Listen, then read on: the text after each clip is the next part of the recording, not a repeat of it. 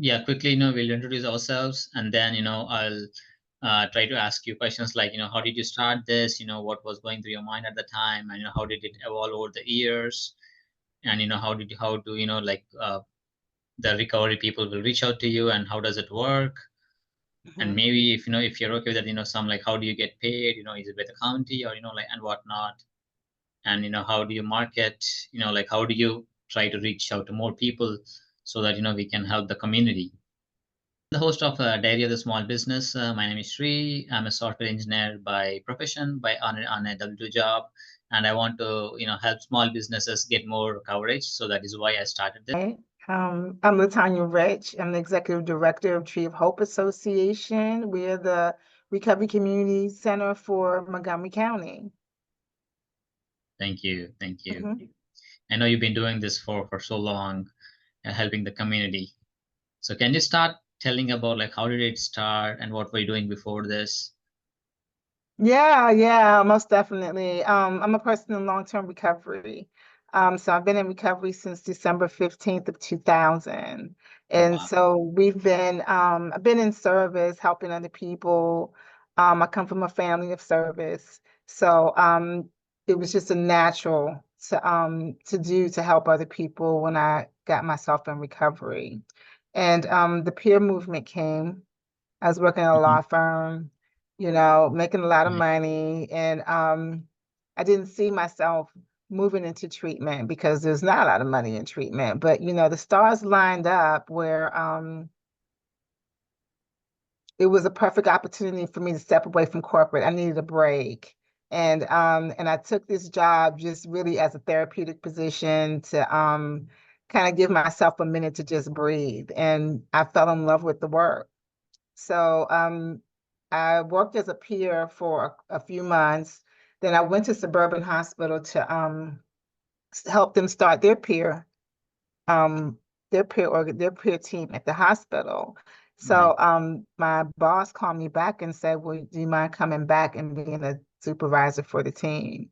And I'm like, "Come get me now." So she did, and I transitioned back to the STEER team, which is the opioid crisis response team of the county. Nice. And we made it like the true peer team for the county. So what they do is they go out at the moment of crisis to hospitals.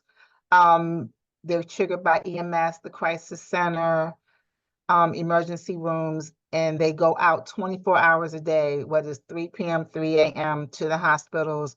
They'll facilitate treatment or they'll offer peer support for 6 months. And so we follow people for 6 months regardless. And they are the opioid response team for the county, right? So I just recently won that contract. So I was gonna leave it. So now that contract is being transitioned over to Tree of Hope. So I was glad I didn't have to leave it behind. I got to take it with me and with my old boss's blessing. So that was amazing. And the Tree of Hope, that's really how I got into this. We started in 2014. We started Tree of Hope in 2014 as just doing peer groups, and we were Avery Road Alumni Association. We were the Avery Road alumni group of people that came together to support.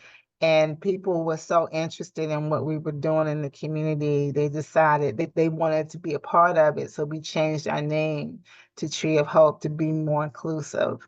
And it just took off. Like, we are embraced by everybody in the county. It's amazing.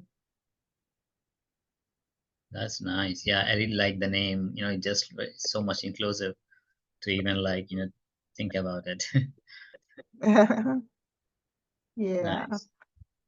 So how do like the recovery people reach out to you? Is it like will the hospital call you, or like how does it actually work?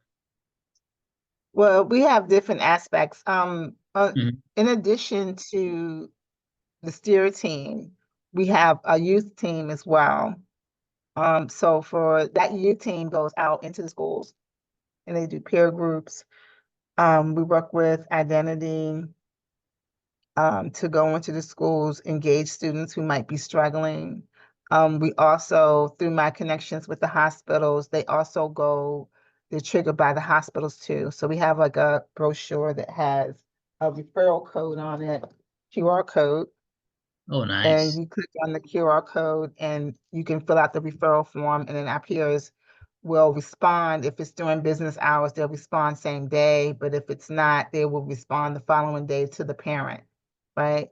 To Hmm. facilitate either treatment or peer support, or take them to a meeting, whatever that looks like, right? So Right. there's that team. We also have a contract with SEF, which is the shelter system here in Montgomery County. Wow. So we do peer groups in all the shelter systems, and we also do one-on-one peer mentorship. So case managers in the shelter system send people to us. We get referrals every day from the shelter to help people become housing ready. So they might be experiencing obstacles like getting an ID, birth certificate, something like that, and then we'll assign it up here to them to help them navigate the systems so they get what they need to move forward.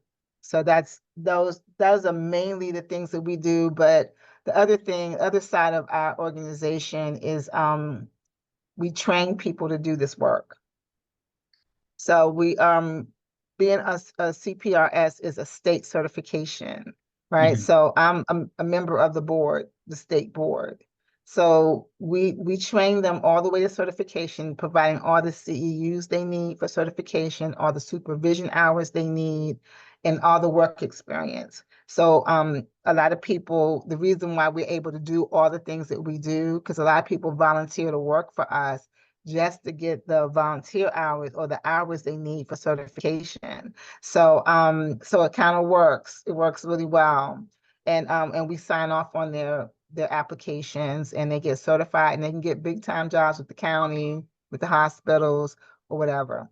But they start here. That's cool. Like, you're giving a very good a landing opportunity, takeoff opportunity for a lot of kids. Yes, most definitely. Most definitely. So we do kids, we do adults, we do Yeah. old people. It doesn't matter. Every age is welcome.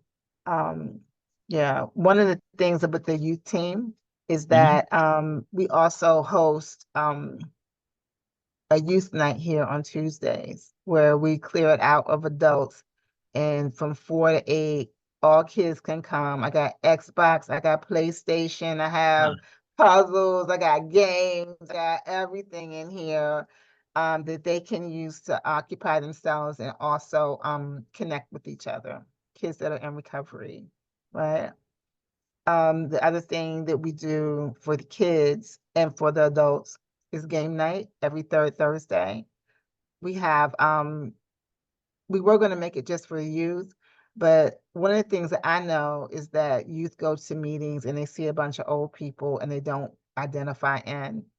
So what we trying to do is bring the old people in here to play Hmm. cards with them, to play checkers with them, to Hmm. connect with them. So when they go to the meeting, they don't see a room full of strangers anymore. They see Oh, their wow. friends, right? And it allows them to stay a little longer, connect to something.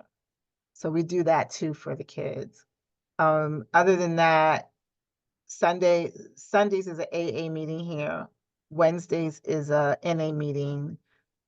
Thursdays we have a men's wrap here during the day at 11 o'clock, and at 11 on Fridays is a women's wrap, and on Saturdays at 2 is a guided meditation, trauma informed guided meditation group that happens here that's open to the public. Wow, I think there are a lot of activities during the week. Yeah, yeah. Well, it's a recovery community center. We gotta have, some services for people to come for their wellness. Right. So you're based out of the Rockville office, correct? The courthouse, Mm-hmm, mm-hmm. and like all the activities happen from there Well, everything doesn't happen here. As a matter of fact, most of the things that we do happen in the community, in the like the community. peer groups that we do at the treatment centers, the peer Hmm. groups we do at the shelters, the work that those volunteers do when they meet with their folks, go over setting goals with them and things like that. Usually that's done either at the shelter or at a recovery house or something like that. It's not done here. Every now and then someone will bring their client here. What we do here are those groups I just told you about, the AANA, the youth group, the game nights. All of those are done here, but we also have a computer lab where people can come. I think it's 12 computers downstairs where there's typing tutorials on it. Hmm. If someone comes in and needs help with a resume, there's someone here to help them develop their resume, teach them how to post their resume, create email accounts for them so they can get follow-ups on their job, Right. applications, maybe sign up for entitlements like food stamps or things like that. Um, Anything that they need, there's someone downstairs to help walk them through. We average about 5 people, I say, maybe 8 people a week that come in the office. I think this center is highly underutilized, right? So, there's plenty of people here that's waiting to help, right? But we usually do most of our stuff outside in the community. Got it. Got it. Nice. Hmm. So you're doing a lot to the community, which I really like. Yeah, yeah, most definitely. Go to the next question. What are the challenges, running Tree of Hope Association? What are the It's challenges? Just really, we really got our front door 2 years ago. And Mhm. so right now we're just really building infrastructure. Like the services are a no-brainer. We know peer support, right? Right. But having a front door has been quite the learning curve, like developing all the administration that needs to happen to maintain this operation and having the proper staff and the funding for the proper staffing, Right. right? Right now I'm HR and I'm a whole lot of things, right? Lot of hats, right? A lot of hats. I'm exhausted, right? But as we grow, I know our staffing will grow, and but for right now, I think that's my major challenge. Not having is the staff that I really would like to Like, have. Mhm. nice. That's a nice segue. So how do you get the funding to run all these operations and everything? Many paths. I have some state funding. I have some county funding, and I also have some foundation funding. So I have diversified my portfolio. Wow, that's good then. That's like running a perfect business. Yeah, so I'm looking more for more foundation funding because of this community. I need more funding that gives me the freedom to provide the services that a state would regulate. You get what I'm saying? So like if Mhm. an example is we got money to put people in recovery housing. We were going to pay the first 2 weeks of their recovery housing to give them time to get a job, get acclimated, so to take the stress off when you first got treatment. So we got a state fund to do that. And then they told us that we couldn't give that money to anyone but certified housing. So most of the good houses in this county aren't certified. And I'm gonna tell you why. They're not certified because it costs a lot of money to certify a house. There's lots of regulations. Right. And so I wasn't allowed to give the money to the programs that I knew were really great and safe. I was forced to give what I did give to the houses that I wasn't as confident in, right? Just to get rid of the money. And it kind of like broke my heart. So I'd never do that again. So I didn't reapply for those funds. But a I got funding from a private family foundation, right? They called me on the phone one day and asked me to do a survey for Yale. One of the family members were at Yale. And I Wow. did it. And then like few months later, they says, "Oh, you qualify to apply for our grant." So this dude that gave me the survey, he put this big presentation on about Tree of Hope. I didn't even know he was doing all that. And Right. anyway, he pushed it over. We got approved. And so we get about 60,000 a year from them, which allows us to actually 55,000.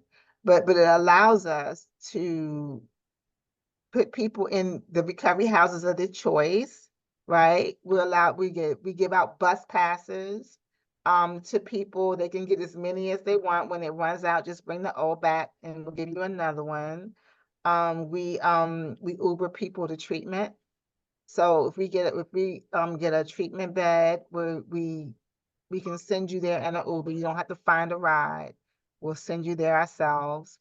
We IDs, eyeglasses, like, co-pays for their insurance. They don't have it. They Right. need glasses. We'll help them with that. And just as case by case basis, we have the wiggle room to fill in the gap of some things that aren't as specific as what a contract would make us do, right? And that's been a real lifesaver. Nice. Hmm. Wow. Uber rides, glasses. Wow, that's Yeah, a lot. IDs, anything. ID. Yeah.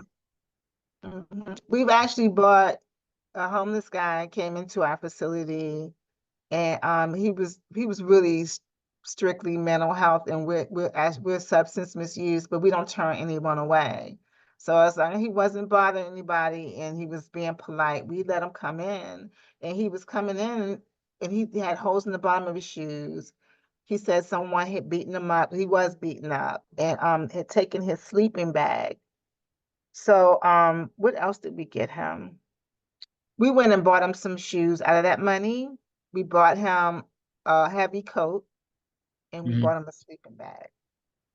So we were able to do that because we had that foundation money, you know, and that's it. So, whatever when the need arises, we try to fill in whatever gap anyone is experiencing. Nice. So approximately how many people you think you have impacted over the course of many years? Thousands. I mean, I'm not joking. Like, I Yeah. know I was looking at a training log, right? Mhm. And it was only up to 2023, no, 2021, Mhm. and listed over 800 people that we trained alone. That's just with training, right? So we've touched a lot of people, a lot of lives. Like I said, if you go into the crisis center, if you go to any of these government agencies, the treatment centers, you're gonna be hard bent to find someone who's not trained with us, right? That's Wow, working in these communities. It's gonna be hard. that's good to know. Yeah. So what are you doing to help reach more people recover? Well, what I can tell you, one of the things that we do is because of STEER during the pandemic, a lot of treatment centers closed their doors or they changed their protocols as to what they were doing. They were taking men one week, women another week. We didn't know. So I invited about 8 programs to a kind of a town hall meeting, and I invited all the peers that I knew in the community. And so those programs' job was to report out what their protocols were and how peers can get access to their beds. So we met every week for over a year during the pandemic. So fast forward to today, we meet monthly. We meet every second Thursday, right, on Zoom. And that listserv is now 400, and last I looked, it was 438. So that's 438 peers and providers across the state of Maryland, Delaware, DC, and Virginia, right? So what happens, the reason why that's significant is that a peer can send an email and say, I have a 39-year-old male Medicaid patient. has difficulty walking steps, looking for 28-day treatment, and send that email to the listserv, and all the programs that can accommodate that individual will respond. So prior to the pandemic, it would take us an average of 3 to 6 days to secure a bed for treatment. That was normal. Today, we can identify multiple beds within 20 minutes and have that person on the way to that bed within an hour, right? So that listserv changed the game. That listserv actually got us funded. The county wanted a piece of it, and I'm like, I'm not giving you nothing. Give me my contract, right? Right. And so, a month after I had that moment, they released the RFP that actually got us in this building. Nice, nice. So how many years is usually that RFP? The RFP is for 4 years. 4 years. Okay. And Yeah. then there will be again rebidding and stuff like that. Mhm. Okay. Unless we do something awful, we're pretty good. We're Right. we're Correct. pretty good standing with the county. That's good. Yep. I mean, based on the work you're doing, of course, you're doing amazing. Like I said, that's not my main focus is marketing right now. My main focus is a HR person. Person.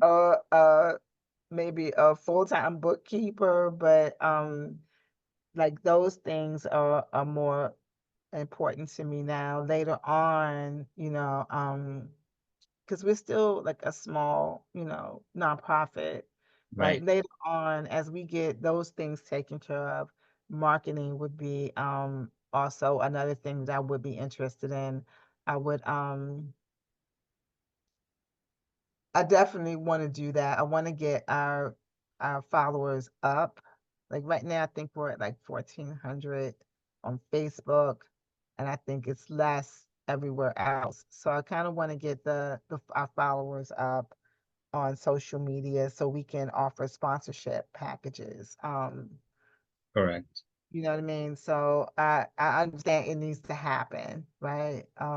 But right now, all we can afford is a little part-time girl. So who does a great job. Right. I wanted to show you something that I thought was amazing.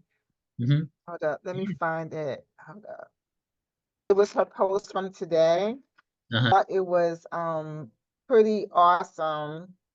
Yeah. Okay, here it is. Oh no, it's not it. Here it is. All right, hold up. Can I share it? Yeah. Yeah. Okay, here we go.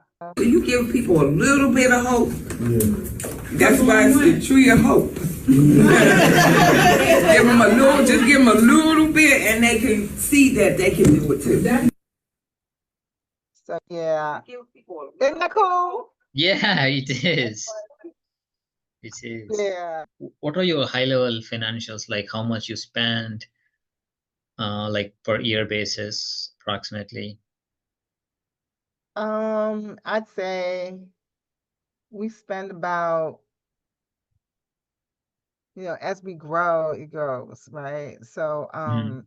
between salaries and the last year, between salaries and everything, all our expenses, we were probably, I'd say around 600. $600,000. Yeah, yeah. What are you on track for this year? It's gonna be way more this year because the steers team is coming here. And that right there is like another almost $500,000. Wow. So all my grants are reimbursable. Okay, So that's good. so I have to spend the money to get the money, right? So our goal is we try to spend down as much as possible so we can provide all the services. If you ever come here, I want you to, this place is amazing. We had before we got funded in July, but Uh-huh. we were taking through so many changes to actually get our money that we didn't get the money from that contract until April 28th. I know the exact date, right? And they gave me 2 months So I didn't get the whole contract money. I only got like $200,000, right? And some change. Mm-hmm. And they gave me 2 months to spend it, right? So I got an Yeah. empty office and I showed up and I showed out, man. This place is beautiful and it's really worthy of the community. When people come in here and this is for me, it's a drop-in center for people in recovery. They used to old beat up chairs and all this. This is nice place for them. The gentleman who did the Black Lives Matter murals downtown, Mm-hmm. he was the protege of a friend of mine who's also in recovery, right? Right. And she sent them to me, and he did murals in my office that are absolutely amazing, right? So we've been really blessed, and all the support from the unusual suspects, that made this place just amazing. So when they held up my funding, I thought they were doing it to me, but they really did it for me because if I would have gotten the money in July, I wouldn't have been able to make this place as nice as I did. Correct. Yeah. Do you have any like metrics you track as part of? I know you wear a lot of hats, right? So do you track anything like how many Mhm. people are coming in per month? Like how many people are done with the recovery? Like anything like that? Oh, we track a lot of metrics. In our youth team tracks the metrics they track are like what high schools are they serving, Mhm. um, how long their engagements are. Um, what else? Now my mind's gone blank. They track life skills, like how they're improving the assessments that we do with them. We have a database that's from the Faces and Voices of Recovery and is built for the work that we do. Oh, So nice. there's bark assessments, there's alcohol assessments, there's anxiety assessments, all those things that are done pretty regularly, at least monthly, with the people that they're working with to kind of help track their progress. We also do satisfaction surveys, things like that.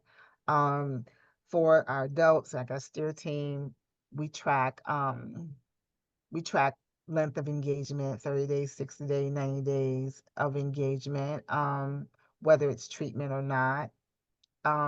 We also track whether we're serving veterans, like the people that we're serving, and I think that's across the board on all contracts. They, race, demographics, things like that.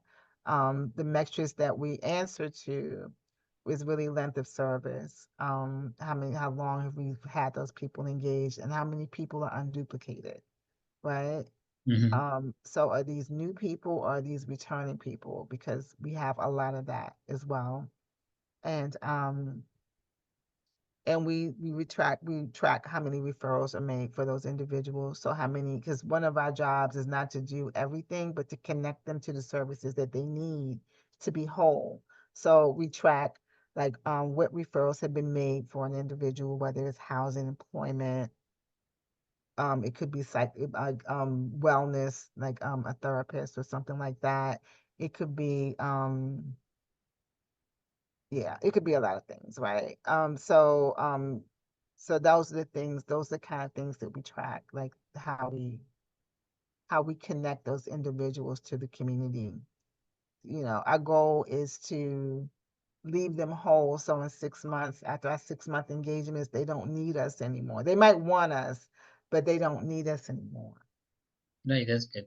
So are these any of these metrics like shareable like at a summary level so that I can put in the video to show, like how people are progressing? We can give you some numbers. I can send you Sure. some. Yeah, maybe a graph would be like really good for a YouTube channel purposes. Okay. Good. Yeah, I can Thank do that. you. The last two questions. I know we are running kind of getting close. Words of wisdom for our viewers. Words of wisdom. Oh gosh, there's so many things I want to say right now. But words of wisdom is just be kind, right? You know, the recovery community has been a source of shame for a lot of people in a lot of cultures. right?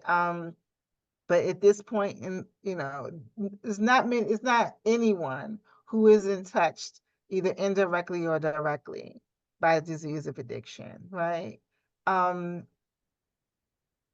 Empathy is the key, right? Helping someone, you can't help anyone with shame.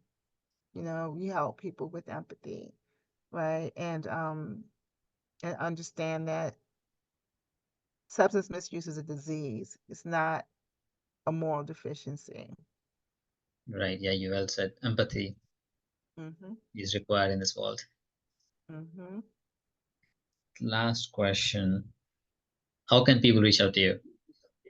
They can reach out to us in multiple ways. You can go to our website, which is www.treeofhopeassn.com. Or they can go to our Facebook page, which is Tree of Hope ASSN. Just search it, it'll come up. And the same taglines for Instagram, Twitter. Our phone number, they can drop in because it's a drop-in center. So they don't need an appointment. Oh, the other thing I wanted to mention is that we have a doctor here. Wow. So on Mondays and Tuesdays, if what we were finding, a lot of people would transplant some other areas, and so their primary care wasn't here, and they needed their psych meds or their health meds. So I ran into this lady, and it was just she came to do CPR classes, and I found out she was a practitioner, a nurse practitioner. So she is a primary care person that's downstairs, and she can make everyone whole with their medications. She does exams there, GYN exams. She does everything. She just